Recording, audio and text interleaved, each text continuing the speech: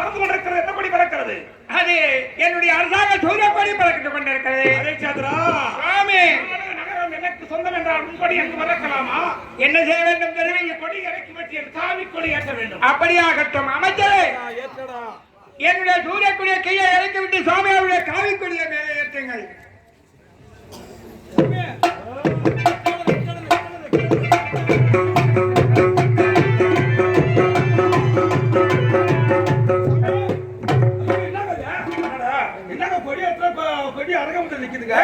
ஐயோ அரகபத்தில் என்ன அபத்தம் என்று சொல்றாங்க. அபத்தம் இல்ல, அரகபத்தில் என்ன ஆடவ சாவ போறான்னு அர்த்தம். இல்ல செத்துட்டான்னு அர்த்தங்க.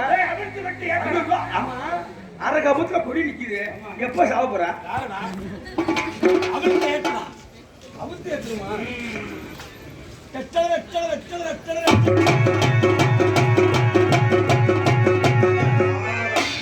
ஆகா இல்ல யாங்க சாமி என்னடா சாமி யார் தெரியுமா? நீ யாருடா? எனக்கு இனி அமைச்சர் நீதான். எப்போ ஒன்ன வேட்டு விட்டுட்டு அந்த இடத்துக்கு நான் வரலான்னு தான் நினைச்சுக்கிட்டு இருக்கிறேன். இல்லங்க, ஆமா உங்க கொடி இருக்க எங்க நாட்டு கொடி பறக்கும் போது அப்படி பட்டோலை வீசப்பட்டு பக்கத்து நாட்டு மக்கள் எல்லாம் வாங்க வாங்க வாங்க வாங்கன்னு பட்டோலை வீசுதுங்க. சரி, உன் கொடி காவி கொடி தரை நட்டுக்கிட்டே காற்றடிக்காதுதானா? காற்றடிக்கும் திசையை நோக்கி கொடி பறக்கும். சரி, அது போட்டு இங்க நாட்டு அடிக்காது. எங்க மங்கன் எங்க நீ ஆட்சி பண்ண புயல் தான் வரும். போனா நாடு நகரம் எல்லாவற்றையும் எனக்கு தாரை வார்த்து கொடுத்தது. உண்மைதான் ஐயா. இப்பொழுது என்ன செய்ய வேண்டும் தெரியுமா? தெரிவிங்க. நாடு நகரத்தை எனக்கு கொடுத்து விட்டாய். உண்மைதான். இனி நீ என்ன செய்ய போகிறாய்? சுவாமி, நாங்கள் நாட்டில் ஒப்படைத்து விட்டு அந்நிய தேவன் செல்வதாக முடிவு செய்திருக்கிறோம். சுவாமி, உண்மை. ஹரிச்சந்திரா, சுவாமி, அந்நிய தேசம் நீ செல்ல போக. உண்மைதான் ஐயா. எல்லாம் என்ன சொல்றாரு தெரியுமா? வந்தான் ஒரு முனிவன் நாடு நகரத்தை 56% கைப்பற்றி விட்டு அவர்களை விரட்டி அடித்து விட்டான் என்று சொல்வார்கள். வேண்டாம், உனக்கென்று ஒரு சிறு இடம் அளிக்கிறேன், அங்கு தங்கிக் கொள்ளலாம். என்ன சுவாமி, யான் தாராளத்த ஆட்சியில் யார் இருந்தால் மக்கள் எல்லாம் எதையா மதிப்பார்கள், தாங்களை மதிக்க மாட்டார்கள். ஆகையால் அங்கே இருக்க வேண்டாம், அந்நிய தேசம் செல்கிறோம். இடைத்தாருங்கள். அப்படின்னா நீ அந்நிய தேசம் செல்லத்தான் போகிறாய். உண்மைதான், உண்மை. அப்படி என்ன எங்கே உன் மனைவி?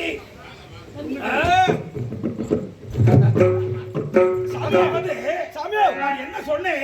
சாமி, அதாங்க நீங்க சாமியார்னு ஒத்துக்கிட்டீங்க. என்னடா என்னடா எம்எல்ஏ தான் இந்த முஞ்ச பார்த்து பேசுறதுன்னு எங்க உன் மனைவி நீங்க பாருங்க. இதுலயே தெரிஞ்சுக்கிட்டு சாமியார்லாம் இந்த தான் பாக்குறீங்க. சந்திரபதியாலே உன் கடமையை தெரிவித்தேன். நாடு நகரத்தை தாழ்வார்த்து கொடுத்து விட்டேன், அந்நியர்கள் செல்வேன் என்று தெரிவித்தார். நான் சிறிதளவு உங்கள் இருப்பதற்கு இடமளிக்கிறேன், நீங்கள் இங்கே தங்கிக் கொள்ளுங்கள் என்று சொல்கிறேன். ஆனால் உன் கணவன் வேண்டாம், நான் அந்நிய தேசம் செல்கிறேன் என்று சொல்கிறான். எனக்கு பரிதாபமாக இருக்கிறது. யாருக்கு 56 தேசத்தை புடுங்கும் போது உனக்கு பரிதாபம் தெரியல. உன்னோட இருக்க சொல்றது மட்டும் ஒரு பரிதாபம் இருக்கா? ஆமாடா, ரொம்ப நிம்மரா இருக்கியா? மாமி, எதற்காக தாங்கள் இப்பொழுது எங்களை பார்க்க வேண்டும் என்று சொன்னீர்கள்? எதற்காக பார்க்கிறான்? உங்களை விட்டு பிரிவதற்கு எனக்கு மிகவும் சங்கடமாக இருக்கிறது. ரொம்ப கஷ்டமாக இருக்கிறதா சுவாமி? கடைசியாக உங்களை ஒருமுறை பார்த்து விட்டு செல்லலாம் என்று அழைத்தேன். உங்களுக்கு நெஞ்சு இறக்கம் அதிகமா இருக்கிறது. கடைசியா உங்களை பார்க்கணுமா? நல்லா பாருங்க, முன்னாடி சரியா தெரியல, இப்ப நல்லா பாருங்க. 3 பேர் நாடு நகரம் எனக்கு சொந்தமாகி விட்டது. உண்மைதான். நீங்கள் அணிந்திருக்கக்கூடிய ஆடை ஆபரணம் யாருக்கடா சொந்தம்? தங்களுக்கு தான். அதை கலட்டி கொடுத்து விட்டு நான் அளிக்கின்றேன் உனக்கு காவி உடை. ஐயா, ஆடை இல்லாத மனிதன் அறமனிதன் என்பார்கள். யார் அந்நிய தேசம் செல்லும் போது தங்களுக்கு ஒப்படைத்து விட்டு செல்கிறேன்.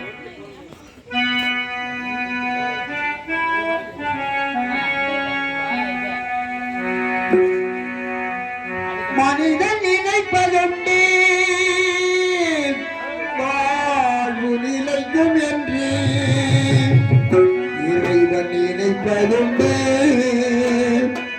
பாவம் மனிதன் என்று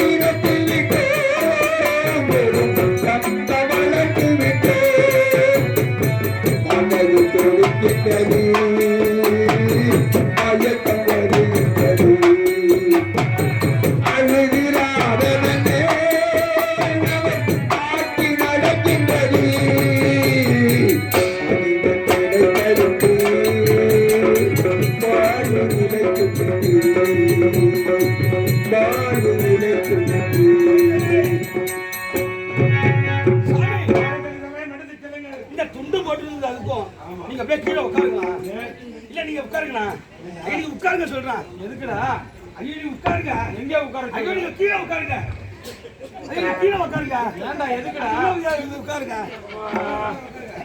அடடா ஏங்க